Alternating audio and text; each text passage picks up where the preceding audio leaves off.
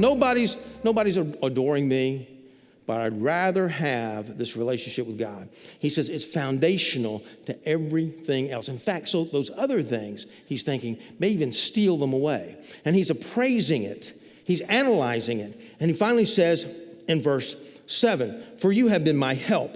This idea of help in the Hebrew, listen very carefully, means that God is doing something for him that he could not do for himself. See, all through the Bible we have that. It's not just us receiving Christ in our heart. We have types and shadows of that all throughout the Bible.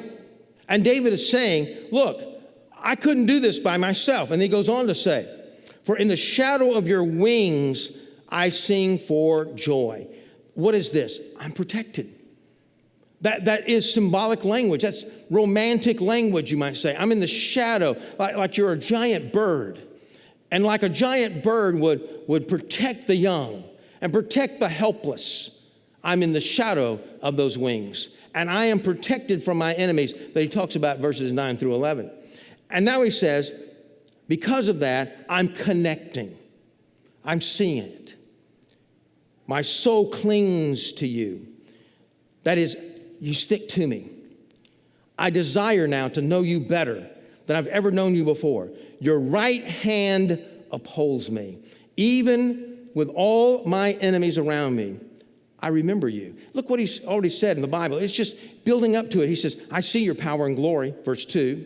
He says, I am satisfied with the marrow and fatness, and my mouth offers praises with joyful lips. He's satisfied. He says, I'm remembering. And remembering, as we've said before, always builds your faith. So he remembers back what God's done for him in the past, maybe killing the giant. Other things that, as he was writing Psalms, keeping the sheep for his dad, and all the things the Bible says he's killed. He told King Saul, I've killed the lion and the bear, and all the things that he's gone through, and all the times that he's been rescued before.